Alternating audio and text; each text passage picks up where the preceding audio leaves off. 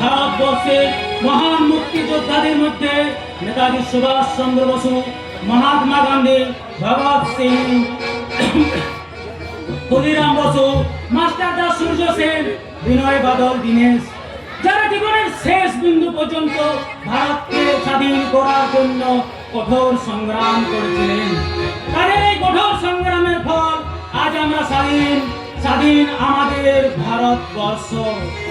ধন ধান্যে পুষ্পে ভরা আমাদের এই বসুন্ধরা, তাহার মাঝে আছে দেশে সকল দেশের সেরা।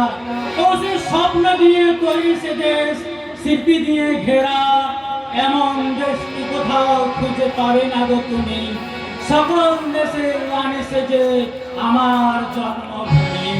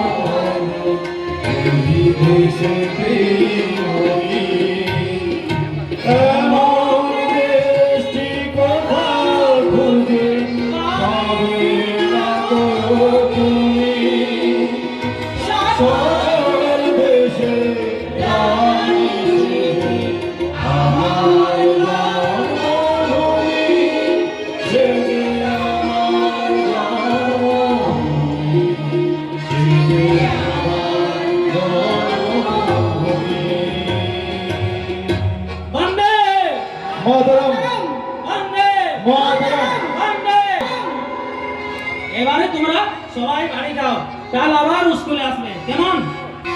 আয় বাবা, আমার কাছে আয়।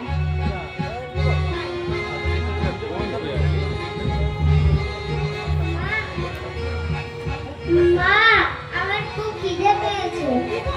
বাড়িতে একটাও রান্নার চাল নেই, তাহলে আমি ওকে খাওয়াবো কি?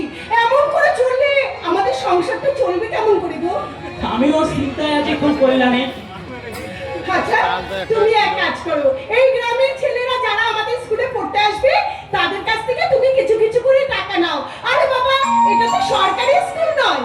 না কল্যাণী না, হয়তো এটা সরকারি স্কুল নয়, তবু আমার অনেক দিনের স্বপ্ন ছিল যে আমি আমার এই 5 বিঘে জমির উপর একটা স্কুল তৈরি করে এই গ্রামের ছেলে মেয়েদেরকে আমি নিঃশুল্কে শিক্ষা দেবো। আর তুমি বলছো তাদের কাছ থেকে টাকা নিতে। তুমি তোমার এই গ্রামের ছেলেদের শিক্ষা দেবে, কিন্তু আমার এই উপরে আমার পেটে যে সন্তান আছে তাদের ভবিষ্যতের কথা তুমি একবারও ভাববে না? সেটাই তো ভাবছি গো।